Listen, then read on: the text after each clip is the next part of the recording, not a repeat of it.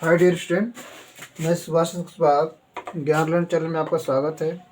देखिए, UP board परीक्षाओं की दृष्टि से आप लोग को बहुत सी वीडियो मैं दे चुका हूं और क्लास 10th में आप लोग को मैं बता दूं कि परीक्षाएं चुनाव के बाद ज़रूर होंगी और परीक्षाएं कितना लेट होंगी लेकिन ज़रूर होंगी। तो ये परीक्षाएँ तो होंगी, उसी के तहत हम लोग आज केमिस्ट्री में कुछ और जानें जो बोर्ड परीक्षाओं में आते हैं। ऐसे ही प्रश्न को हम लोग करेंगे और जानिए कि ये सब प्रश्न आते किस तरह हैं। ठीक है, तो हम लोग पहले जानेंगे आज। ठीक है, देखिए हम लोग जाने निस्तापन। जब धातु का निष्कर्षण करते हैं, ठीक है, धातु के निष्कर्षण का मतलब समझिए। धातु का निष्कर्षण, ठीक है, तो पहले समझ लें क्या धातु कहाँ से आती है। जैसे हम लोग जैसे कोयला निकालते हैं खनिज के रूप में नीचे से, इसी तरह धातुएं भी पृथ्वी में कुछ मिट्टी के साथ और कुछ क्या कर सकते हैं, पत्थर और कंकड़ रेतीले बालू के साथ आपस में इस तरह से होती हैं, जिनको हम पत्थर के रूप में खनकर या मिट्टी के रूप में खन के निकालते हैं। तो उसमें कुछ परसेंट अशुद्धि होती है और कुछ परसेंट शुद्ध धातुएं होती हैं। तो उन्हीं धातुओं को हम पहला काम क्या करते हैं, ध्यान से सुनिएगा तो समझ में आएगा। जब हम अयस्क हम बता चुके हैं क्या होते हैं। अयस्क वे पदार्थ हैं जिनसे हम अधिक मात्रा में धातु प्राप्त कर सकते हैं, ठीक है, और उसमें अशुद्धि बहुत कम मात्रा में होती है। ठीक है, तो जब अयस्क हम प्राप्त कर लेते हैं, तो अयस्क को जब खदानों में से खन के ले आते हैं, फिर वह जब कंपनी में आता है तो कंपनी में आकर के उसको हम लोग पहले अयस्क का सांद्रण करते हैं। मतलब बड़े बड़े भट्ठे बने होते हैं उसमें, टावर, और उसमें इसको तोड़ करके हम लोग डालते हैं और इसमें पानी के द्वारा धोया जाता है। तो अयस्क का जो होता है इस सांद्रित होकर के इसमें से अशुद्धियाँ बह जाती हैं। ठीक, फिर अब जो पत्थर बड़े बड़े होते हैं, ये अशुद्धियाँ जब धोआ जाती हैं तो फिर इसको हम लोग चक्की में ले जाकर के, जैसे बड़े बड़े भट्टों पर देखेंगे तोड़ने वाली भट्टा चक्की होती है, तो उसमें हम अयस्क को डाल करके तोड़ देते हैं, बड़े बड़े पत्थर को तोड़ देते हैं। और तोड़ने के बाद गुरुत्वाकर्षण, मतलब इस तरह से समझ लीजिए कि इस तरह से मोटर लगा होता है, उस पर पुली इस तरह पट्टा चढ़ा होता है और यह लोहे का होता है और इसमें चुंबक भी लगा होता है और इस पर यह तेजी से चलता है। इस पर हम बहुत तेजी से धातु के टुकड़े को गिराते हैं, मतलब धातु जो पिसा हुआ होता है उसको भी गिराते हैं, तो अशुद्धि दूर जाके गिरती है और जो चुंबकीय पदार्थ होता है वह इसमें लिपट करके नजदीक पास गिरता है और अशुद्धि कहाँ गिरती है, अशुद्धि दूर गिरती है। इधर अशुद्धि जो होती है, अशुद्धि दूर गिरती है और जो मेटल होता है पास गिरता है। इस तरह से इस मेटल को हम कुछ शुद्ध कर लेते हैं, फिर इसको निकाल करके हम लोग आते हैं झाग विधि। बड़े बड़े टावर बने होते हैं, टावर में हम इसको डाल देते हैं और डालने के बाद इसमें देखिए यह कॉपर पैराइट या सिल्वर ग्लास या गैल्ना इस तरह की।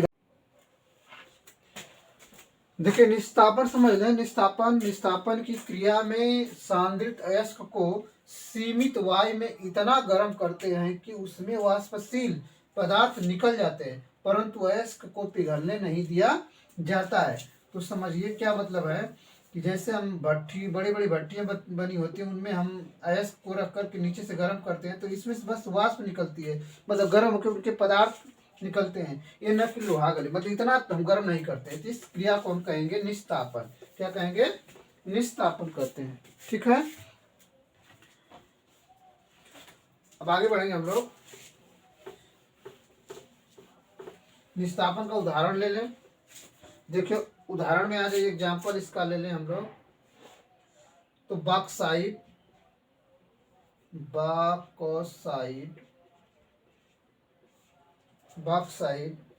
इसका सूत्र है Al2O3 × 2H2O। ठीक है, का निस्तापन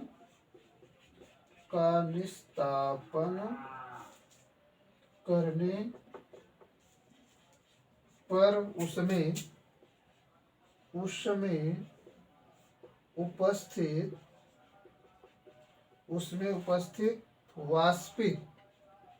वाष्पित होकर निकल जाता है। ठीक है। तो देखिए है क्या, Al2O3 इंटू 2H2O।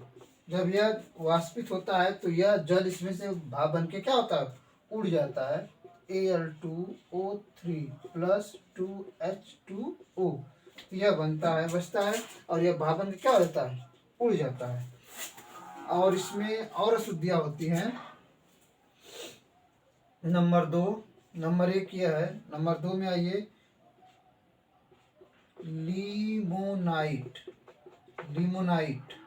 अगर यह तो हुआ जब बॉक्साइड है तब, ठीक है, एल्युमिनियम का करेंगे तब। अगर लोहा का करेंगे तो क्या होगा, लिमोनाइट, इसका Fe2O3 इंटू 3H2O।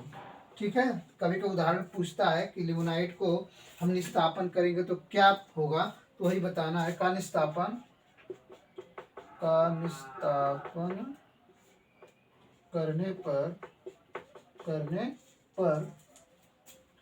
करने पर उसमें उपस्थित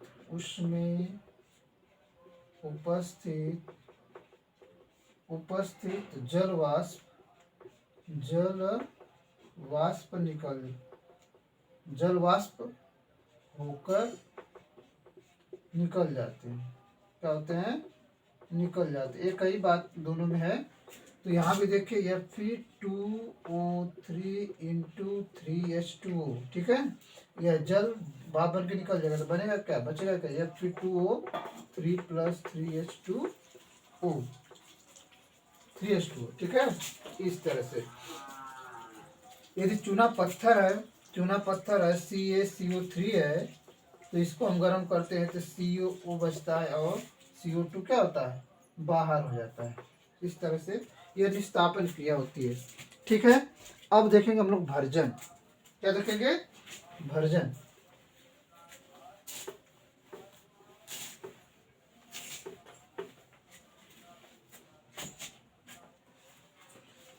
भर्जन देखिए, भर्जन क्या, रोस्टिंग। भर्जन, इसको अंग्रेजी में रोस्टिंग कहते हैं, रोस्टिंग। ठीक। भर्जन क्या है, सांद्रित अयस्क को अकेले, ध्यान सुनिएगा, सांद्रित अयस्क को अकेले या अन्य पदार्थों के साथ मिलाकर अधिक वायु की नियंत्रित, यह आपको परीक्षा में लिखना होगा, जान लीजिए, नियंत्रित मात्रा की उपस्थिति नियंत्रित मात्रा की उपस्थिति में अधिक ताप पर बिना पिघलाए गर्म करने की क्रिया को भर्जन कहते हैं।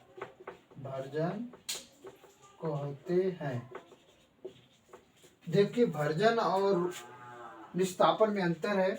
देखिए सांद्रित अयस्क मतलब जो अयस्क हम पहले से सांद्रित कर लिए, निस्तापन कर लिए, उसको अकेले या अन्य पदार्थों के साथ मतलब किसी दूसरे पदार्थ के साथ मिला करके अधिक वायु की नियंत्रित मात्रा, मतलब वायु की मात्रा उसमें भेजेंगे की उपस्थिति में अधिक ताप पर उपस्थिति में अधिक ताप पर बिना पिघलाए, मतलब इतना नहीं गर्म करना कि धातु गले, जैसे हम भूजते हैं नहीं, सब्जी भूजते हैं रख करके, उसी तरह धातुओं को बड़े बड़े टावर बने होते हैं उसमें रख करके और नीचे से आग दिया जाता है और उनको अधिक मात्रा में वायु प्रवाहित की जाती है कि यह क्या होते हैं आपस में हर समय हिलते डुलते रहते हैं ना।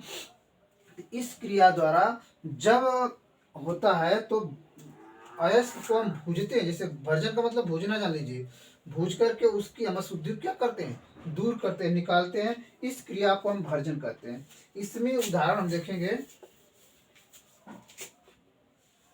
नंबर 1, जैसे 2CuFeS2 प्लस O2, जब वायु से क्रिया कराएंगे तो क्या बनेगा, देखिए यह बनेगा Cu2S, कॉपर यहाँ से और एक सल्फर यहाँ से, Cu2S plus 2FeS, iron sulphate, और यह बनेगा SiO2, यह कॉपर सल्फेट या आयरन सल्फेट, ठीक है। और SO2 यह देखते भूजते हैं तो SO2 सल्फर ऑक्साइड का बाहर निकल जाएगा, सल्फर डाइऑक्साइड। फिर अब इसको देखते हैं Cu2S प्लस 3O2, यह कॉपर सल्फेट को हम ऑक्सीजन से फिर क्रिया कराते हैं तो क्या बनता है, यह बनता है 2CuO copper oxide plus 2SO2 बनता है। यह भी अशुद्धि बन के क्या हो जाता है 2FeS plus 3O2 is equal to बनता है 2FeO प्लस 2SO2। यह भी अशुद्धि बन के क्या होता है समझिए।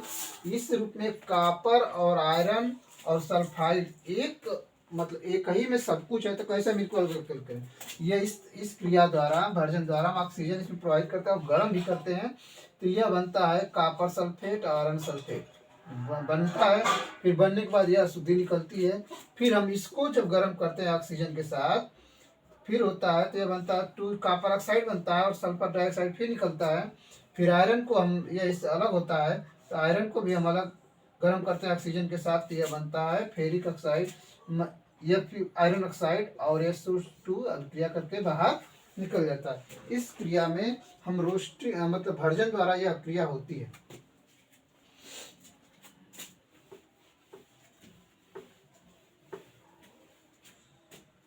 अब इसमें थोड़ा सा और क्या होती है, जैसे S प्लस O2 तो क्या बनता है SO2 गैस बन के बाहर निकल जाता है। अब आर्सेनिक भी इसमें होती है 4S प्लस 3O2, यह भी क्रिया करके बनता है 2AS2O3 इस तरह बनता है। तो ऐसी क्रिया को हम भर्जन करते हैं। इतना लिखेंगे तो भर्जन का आपको नंबर पूरा मिलेगा, ठीक है। अब आते हैं अगली हेडिंग प्रगलन, स्मेल्टिंग। क्या कहते हैं, स्मेल्टिंग कहते हैं, प्रगलन हिंदी में। यह भी परीक्षा में कभी कभी पूछा जाता है। प्रगलन क्या है, देखिए जब हम भर्जन और विस्थापन की क्रिया कर रहे थे तीसरा पॉइंट आता है स्मेल्टिंग। देखिए स्मेल्टिंग में अयस्क जो अयस्क प्राप्त होता है उसके द्वारा अयस्क में कोक का मतलब कोयला तथा उचित गालक मतलब ऐसा पदार्थ मिलाते हैं जिसके साथ वो गलने लगे, अयस्क गलने लगे, मिलाकर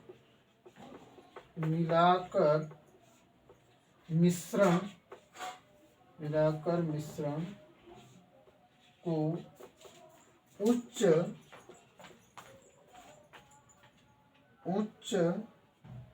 ताप तक गर्म करके गलाने की क्रिया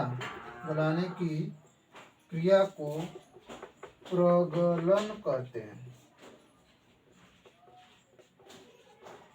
जैसा कि आप नाम से ही समझ रहे हैं कि प्रगलन स्पेल्टिंग मतलब अयस्क में कोक तथा उचित मात्रा में गालक मिलाकर मिश्रण को उच्च ताप तक गर्म करके गलाने की क्रिया को क्या कहते हैं? प्रगलन कहते हैं। ठीक है, यह वात्या भट्टी में क्रिया कराई जाती है। यह वात्या भट्टी में क्रिया कराई जाती है। पूछ भी सकता है कि स्मेल्टिंग कहाँ किस भट्टी में कराया जाता है, तो आप बता सकते हैं कि वात्या भट्टी में कराया जाता है। और इसमें इसका उदाहरण होगा Fe2O3 प्लस 3C, मतलब हम कोयला मिलाएंगे, यह बनेगा 2Fe plus 3CO। Carbon monoxide सफेद धुआं निकलेगा, लोहा अलग हो जाएगा और मोनोऑक्साइड अलग हो जाएगी। और Fe2O3 प्लस 3CO भी क्रिया करेगा, यह बनाएगा 2Fe plus 3CO2। Carbon dioxide बनकर क्या अलग हो गया। मतलब यह क्रिया होती है और उसमें बहुत से पदार्थ होते हैं ना, इस तरह के अणु होंगे, तो यह फिर इनसे क्रिया करके इस तरह से क्रिया करके फिर बनता है। इस तरह से आयरन अलग होता है, कार्बन डाइऑक्साइड बन के बाहर गैस निकलती है। अब आइए जानते हैं गालक क्या है।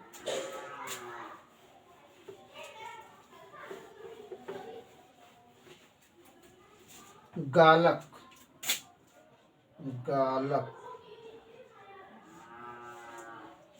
फ्लक्स, FLUX, फ्लक्स मतलब ऐसा पदार्थ जो किसी भी तत्व में मिला करके हम गर्म करते हैं तो वह पदार्थ क्या हो जाए? गल जाए, उसे हम गालक कहेंगे। ठीक है, इसकी हेडिंग देख लें। वे पदार्थ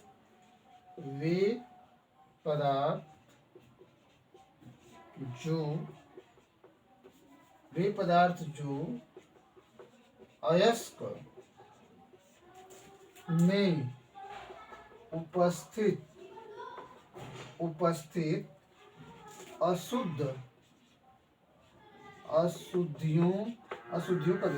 अशुद्धियों के साथ उच्च ताप पर क्रिया करके इन्हें सरलता से गलाकर अलग होने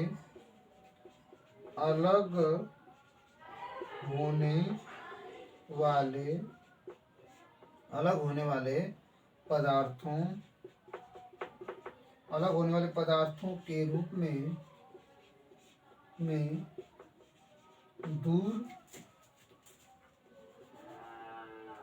दूर कर देते हैं। समझिए, वे पदार्थ जो अयस्क में उपस्थित अशुद्धियों के साथ उच्च ताप पर क्रिया करके उन्हें सरलता से गलाकर अलग होने वाले पदार्थों के रूप में दूर कर देते हैं, उन्हें क्या कहेंगे? गालक कहेंगे। क्या कहेंगे? गालक कहते हैं उन्हें गालक कहते हैं। क्या कहते हैं? गालक कहते हैं।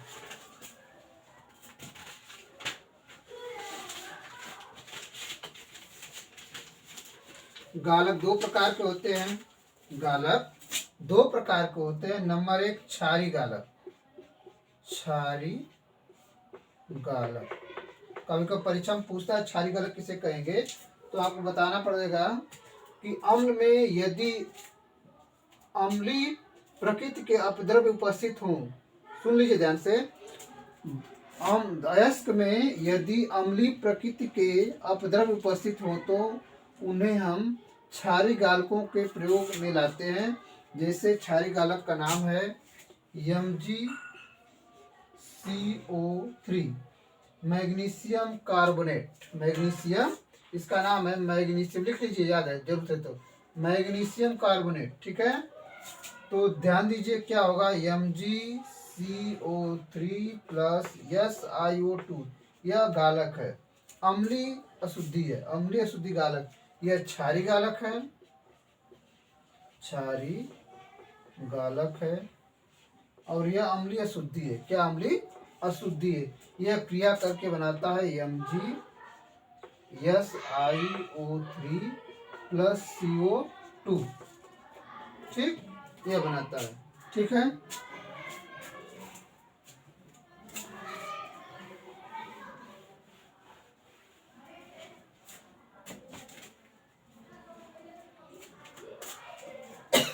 यह देखिए CaCO3 प्लस SiO2, यह क्रिया इसके साथ बनता है तो CaSiO3 प्लस CO2 दोनों एक ही है, बस Mg की जगह यहाँ Ca लग गया है।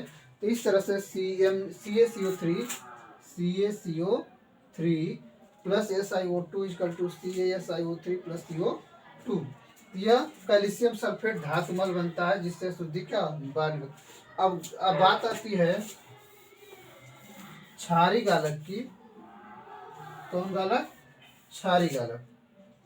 अम्लीय गालक ना, अम्लीय गालक, अम्लीय गालक। कौन गालक? मतलब अयस्क में उपस्थित क्षारी प्रकृति के अपद्रव्य उपस्थित हो तो ध्यान सुन लीजिए। अम्ल में, क्षारी में था कि अगर अम्लीय प्रकृति के अपद्रव्य रहेंगे तो उसमें हम मिलाएंगे क्षारी गालक। और यदि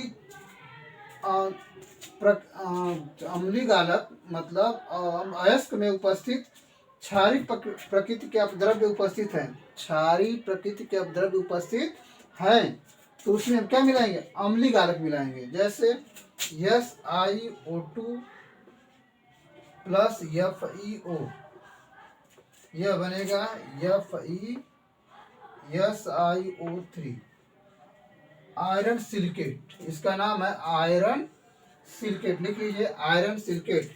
इसका नाम है अम्लीय गालक और यह क्षारी अशुद्धियाँ। क्या है? क्षारी अशुद्धियाँ। और इस तरह से बन के निकल जाता है FeSiO3। और एक होता है SiO2 plus CaO equal to बनता है CaSiO3 कैल्शियम सिलिकेट। इसका नाम है कैल्शियम सिलिकेट। ठीक है, कैल्शियम सिलिकेट। तो इस तरह से बनते हैं अम्लीय गालक और क्षारी गालक। यह है अम्लीय गालक, ठीक है, और इनसे बनता है, यह क्षारी पदार्थों में काम आते हैं, क्षारीय द्रव्य में अम्लीय गालक, और क्षारी गालक अम्लीय पदार्थों में काम आते हैं ना। इस ठीक उल्टा है, समझ लीजिए। अम्लीय गालक जो होते हैं क्षारी पदार्थों में काम आते हैं, और क्षारी गालक अम्लीय पदार्थों में काम आते हैं उनको गलाने के लिए। ठीक है, आज की वीडियो में इतना ही, फिर अगले वीडियो में मिलेंगे। थैंक यू, आज के लिए इतना ही, धन्यवाद।